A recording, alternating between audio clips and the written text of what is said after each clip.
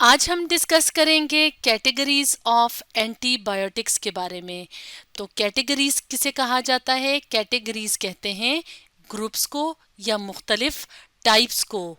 और एंटीबायोटिक्स क्या है? एंटीबायोटिक्स मुख्तलिफ तरह की मेडिकेशंस या मुख्तलिफ तरह की मेडिसिन्स होती हैं जो कि बैक्टीरियल इन्फेक्शंस के ख़िलाफ़ इस्तेमाल की जाती हैं। बैक्टीरियल इन्फेक्शंस यानी कि वो बीमारियां, वो इन्फेक्शंस जो बैक्टीरिया की वजह से होती हैं, जैसे निमोनिया है, जैसे थ्रोट इन्फेक्शन यानी गले का इन्फेक्शन हो जाता है, आई इन्फेक्शन हो जाता है।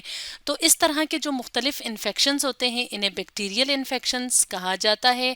और इनके ख़िलाफ़ जो मेडिसिन्स, जो दवाइयाँ इस्तेमाल की जाती हैं उनको एंटीबायोटिक्स कहा जाता है। तो जो एंटीबायोटिक्स होती हैं वो क्या करती हैं? वो या तो बैक्टीरिया को डिस्ट्रॉय कर देती हैं यानी किल कर देती हैं या मार देती हैं, या उनकी ग्रोथ को स्लो कर देती हैं। तो इसलिए इन मेडिसिन्स को बैक्टीरियल इन्फेक्शंस के ख़िलाफ़ इस्तेमाल किया जाता है। तो एंटीबायोटिक्स को मुख्तलिफ ग्रुप्स में तकसीम किया जाता है यानी मुख्तलिफ ग्रुप्स में रखा जाता है। तो ज़्यादातर इनको जो मुख्तलिफ ग्रुप्स में रखा जाता है वो रखा जाता है केमिकल स्ट्रक्चर की बुनियाद पे।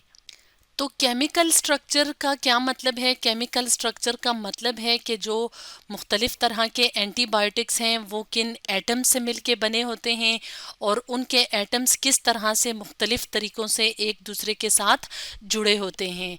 तो इन केमिकल स्ट्रक्चर्स की बुनियाद पे जिनका जो एंटीबायोटिक्स जो हैं उनका केमिकल फार्मूला तकरीबन एक जैसा होता है, या जो बेसिक फार्मूला होता है वो एक जैसा होता है, तो उसको एक ग्रुप में रखा जाता है।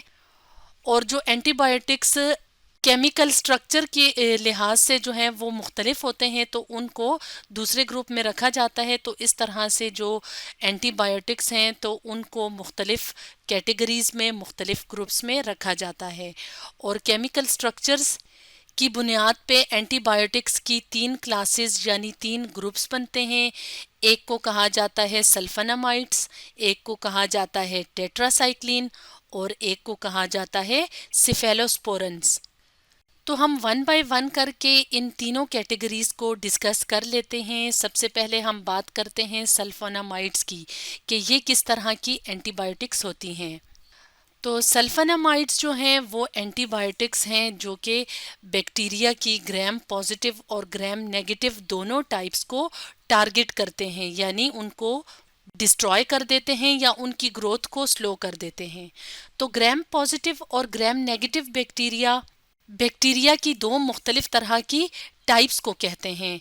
तो यहाँ पे अगर हम अपने सामने इस तस्वीर में देखें तो ग्राम नेगेटिव जो बैक्टीरिया होता है उसकी जो आउटर मेम्ब्रेन होती है वो ग्राम नेगेटिव में जो बैक्टीरिया होते हैं उनमें एक एक्स्ट्रा आउटर मेम्ब्रेन प्रेजेंट होती है, जबकि ग्राम पॉजिटिव बैक्टीरिया में इस तरह की जो लेयर है वो नज़र नहीं आ रही। तो इस बुनियाद पे जो मुख्तलिफ तरह के बैक्टीरिया होते हैं उनको दो ग्रुप्स में रखा जाता है। एक को कहा जाता है ग्राम नेगेटिव बैक्टीरिया और दूसरे को कहा जाता है ग्राम पॉजिटिव बैक्टीरिया। तो जब इनके ऊपर एक ख़ास किस्म का स्टेन या डाई या जिसे हम रंग कहते हैं, तो वो ख़ास किस्म का रंग जो है वो इनके ऊपर जब डाला जाता है तो जो ग्राम नेगेटिव बैक्टीरिया होते हैं उन पे पिंक सा कलर आता है, जबकि जो ग्राम पॉजिटिव बैक्टीरिया होते हैं तो जब उन पे स्टेन डाला जाता है तो वो पर्पल कलर देते हैं। तो इस तरह से ग्राम पॉजिटिव और ग्राम ग्राम नेगेटिव और ग्राम पॉजिटिव जो बैक्टीरिया हैं वो बैक्टीरिया की दो टाइप्स हैं। तो इनमें जो है वो मुख्तलिफ तरह के यूज़फुल और हार्मफुल बैक्टीरिया शामिल हैं। तो हार्मफुल बैक्टीरिया वो बैक्टीरिया होते हैं जो मुख्तलिफ इन्फेक्शंस की वजह बनते हैं। तो सल्फानामाइड्स जो हैं वो ग्राम पॉजिटिव और ग्राम नेगेटिव दोनों तरह के जो डिजीज़ कॉजिंग बैक्टीरिया होते हैं उनको अटैक कर सकते हैं, उनको टारगेट कर सकते हैं। और इनकी कॉमन ड्रग्स की बात की जाए यानी कि ये जो एंटीबायोटिक्स हैं वो किन किन मेडिसिन्स में इस्तेमाल होती हैं, तो उनमें शामिल हैं एजल्फिडीन एंड एरेथ्रोमाइसिन, जो कि फार्मेसी पे यानी मेडिसिन्स की जो शॉप होती है उस पे टैबलेट्स की फॉर्म में भी होती हैं, यानी गोलियों की शक्ल में भी अवेलेबल होती हैं, इंजेक्शंस की शक्ल में भी अवेलेबल होती हैं, और ओरल सॉल्यूशंस यानी सिरप वगैरह की फॉर्म में भी अवेलेबल होती हैं। तो मार्केट में या फार्मेसी शॉप पे इस तरह की आपने मेडिसिन्स देखी होंगी, जैसे कि इसका नाम है अरेथ्रोसिन है और इसका जो फार्मूला है वो अरेथ्रोमाइसिन है। यहाँ पे अगर हम देखें, यहाँ पे ये मेंशन है। और ये जो मेडिसिन्स हैं ये किस ग्रुप में आती हैं? सल्फानामाइड्स में। और सल्फानामाइड्स क्या हैं? एंटीबायोटिक्स हैं। और इनको किन किन इन्फेक्शंस के ख़िलाफ़ इस्तेमाल किया जाता है? इनको इस्तेमाल किया जाता है यूरिनरी ट्रैक्ट इन्फेक्शंस में, यानी यूरिन फॉर्मेशन में हमारे जो ऑर्गन्स, जो पार्ट्स इन्वॉल्व होते हैं, उसमें एक होती है पेशाब की नाली जिसको यूरिनरी ट्रैक्ट कहा जाता है।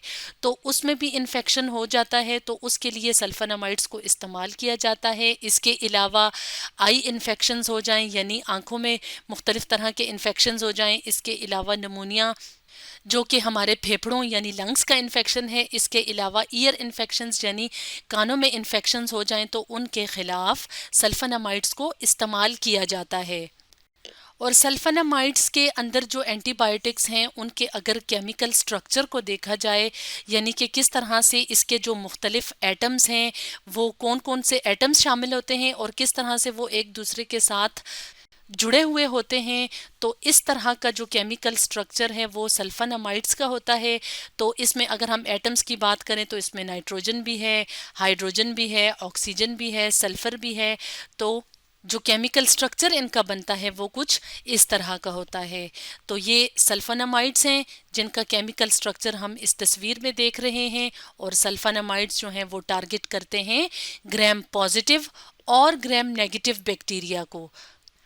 अब हम एंटीबायोटिक्स की दूसरी कैटेगरी यानी दूसरे ग्रुप की बात करते हैं जिसका नाम है टेट्रासाइक्लिन। तो टेट्रासाइक्लिन के अगर केमिकल स्ट्रक्चर को देखा जाए तो वो कुछ इस तरह का नज़र आता है। तो इसमें भी कार्बन भी है, हाइड्रोजन भी है, ऑक्सीजन भी है, इसके अलावा नाइट्रोजन भी है। लेकिन इसका जो केमिकल स्ट्रक्चर है वो सल्फानामाइड से मुख्तलिफ है। तो यहाँ पे अगर हम देखें तो इसके जो एटम्स हैं वो कुछ इस तरीके से एक दूसरे से मिले हुए हैं जिसकी वजह से इसका केमिकल स्ट्रक्चर इस तरह का बन जाता है। तो टेट्रासाइक्लिन जो है वो बैक्टीरिया जो कि ग्राम पॉजिटिव और ग्राम नेगेटिव बैक्टीरिया हैं, इन दोनों टाइप्स के जो डिजीज़ कॉजिंग बैक्टीरिया होते हैं उन दोनों को अटैक करता है यानी टारगेट करता है। तो टेट्रासाइक्लिन जो एंटीबायोटिक्स हैं इनको ब्रॉड स्पेक्ट्रम एंटीबायोटिक्स भी कहा जाता है। ब्रॉड का क्या मतलब होता है? चौड़ा यानी ज्यादा, और स्पेक्ट्रम कहते हैं रेंज को। यानी ग्राम पॉजिटिव और ग्राम नेगेटिव जो बैक्टीरिया होते हैं इनमें जो डिजीज कॉजिंग बैक्टीरिया होते हैं उनकी बहुत बड़ी तादाद को टेट्रासाइक्लिन टारगेट करता है, इसलिए इनको ब्रॉड स्पेक्ट्रम एंटीबायोटिक्स कहा जाता है। यानी बीमारियां फैलाने वाले जो बैक्टीरिया होते हैं उनकी बहुत बड़ी तादाद को टेट्रासाइक्लिन एंटीबायोटिक्स जो हैं वो टारगेट कर सकते हैं या उनके खिलाफ टेट्रासाइक्लिन इस्तेमाल होते हैं। और इनकी कॉमन ड्रग्स की बात की जाए कि किस तरह से मार्केट में जो है ये किन नामों से अवेलेबल होती हैं ये ड्रग्स या ये मेडिसिन्स, तो ये अवेलेबल होती हैं मेथासाइक्लिन के नाम से, रोली टेट्रासाइक्लिन के नाम से और डॉक्सीसाइक्लिन के नाम से। जैसे इस तरह की मेडिसिन्स जो हैं वो अक्सर आपने फार्मेसी शॉप पे देखी होंगी, तो डॉक्सीसाइक्लिन के नाम से मिलती हैं। जैसे ये देखें, ये डॉक्सीसाइक्लिन कैप्सूल्स की फॉर्म में अवेलेबल है बाज़ार में। तो ये जो मेडिसिन है ये किस ग्रुप में शामिल है? टेट्रासाइक्लिन, जो कि एंटीबायोटिक्स की एक कैटेगरी है, एक क्लास है, उसमें ये डॉक्सीसाइक्लिन मेडिसिन शामिल हैं। इसी तरह से रोली टेट्रासाइक्लिन और मेथासाइक्लिन भी अवेलेबल होती हैं और इनको इस्तेमाल किया जाता है, यानी ये जो ड्रग्स हैं या ये जो मेडिसिन हैं इनको इस्तेमाल किया जाता है निमोनिया के लिए, यानी निमोनिया को ट्रीट करने के लिए। निमोनिया जो कि लंग्स का इन्फेक्शन है, हमारे फेफड़ों का इन्फेक्शन है। इसके अलावा एक्नी स्किन के ऊपर जो दाने से बन जाते हैं तो उसके लिए भी इस्तेमाल किया जाता है टेट्रासाइक्लिन को। इसके अलावा रिस्पायरेटरी ट्रैक्ट इन्फेक्शन यानी हमारी जो सांस की नाली है उसके जो इन्फेक्शंस होते हैं या उसकी जो बीमारियां होती हैं उसके लिए टेट्रासाइक्लिन को भी इस्तेमाल किया जाता है। तो टेट्रासाइक्लिन के अलावा एक और क्लास जो कि एंटीबायोटिक्स में शामिल है वो है सिफेलोस्पोरेंस। तो सिफेलोस्पोरेन के अगर केमिकल स्ट्रक्चर को देखा जाए तो वो कुछ इस तरह का नज़र आता है, जिसमें कि हाइड्रोजन एटम भी शामिल है, नाइट्रोजन शामिल है, ऑक्सीजन है, इसके अलावा सल्फ़र है, इसके अलावा कुछ और मुख्तलिफ तरह के एटम्स होते हैं। और अगर इसके केमिकल कॉम्बिनेशन को देखा जाए, यानी किस तरह से ये एटम्स एक दूसरे के साथ जुड़े हुए होते हैं, तो वो कुछ इस शेप से जुड़ते हैं और क्या बनाते हैं, सिफेलोस्पोरेंस। तो सिफेलोस्पोरेंस भी बैक्टीरिया की ग्राम पॉजिटिव और ग्राम नेगेटिव दोनों टाइप को टारगेट करता है। यानी ग्राम पॉजिटिव और ग्राम नेगेटिव बैक्टीरिया की जो टाइप्स हैं उनमें जो बीमारियां या इन्फेक्शन फैलाने वाले बैक्टीरिया होते हैं तो उनको टारगेट करते हैं, उनको किल कर देते हैं, यानी मार देते हैं या उनकी ग्रोथ को स्लो कर देते हैं। और कॉमन ड्रग्स सिफेलोस्पोरेंस में जो शामिल हैं वो हैं सेफ्टिन, कैफ्लिक्स और ओमनीसेफ। जैसे यहाँ पे हम अपने सामने देखें तो यहाँ पे कैफ्लिक्स कैप्सूल्स का पैकेट नज़र आ रहा है जो अक्सर फार्मेसी की शॉप पे अवेलेबल होता है। और ये जो कैफ्लिक्स है ये कौन सी एंटीबायोटिक्स इनमें शामिल होती हैं, सिफेलोस्पोरेंस। और इनके यूजेस की बात की जाए तो इनके यूजेस में शामिल हैं स्किन इन्फेक्शंस, यानी मुख्तलिफ तरह की जिल्द की बीमारियां या इन्फेक्शंस हो जाएं अगर बैक्टीरिया की वजह से, तो उनके अगेंस्ट इन ड्रग्स को इस्तेमाल किया जाता है जो कि सिफेलोस्पोरेंस के ग्रुप में शामिल हैं। इसके अलावा मेनिनजाइटिस, मेनिनजाइटिस क्या है, दिमाग का इन्फेक्शन। तो हमारे ब्रेन के ऊपर एक प्रोटेक्टिव यानी एक हिफाजती लेयर होती है जिसको मेनिनजीज कहा जाता है। तो उस मेनिनजीज में अगर बैक्टीरिया की वजह से इन्फेक्शन हो जाए तो उस कंडीशन को मेनिनजाइटिस कहते हैं। तो उसके लिए भी सिफेलोस्पोरेंस एंटीबायोटिक्स का इस्तेमाल किया जाता है। इसके अलावा थ्रोट इन्फेक्शंस यानी गले में इन्फेक्शन हो जाए तो उसके लिए भी सिफेलोस्पोरेंस के अंडर जो ड्रग्स आती हैं, मुख्तलिफ मेडिसिन्स मिलती हैं बाज़ार में, तो उनको इस्तेमाल किया जाता है। तो इस तरह से आज हमने देखा कि किस तरह से केमिकल स्ट्रक्चर की बुनियाद पे एंटीबायोटिक्स को मुख्तलिफ क्लासेस में यानी मुख्तलिफ ग्रुप्स में रखा जाता है। तो आज हमने डिस्कस किया कैटेगरीज ऑफ एंटीबायोटिक्स के बारे में।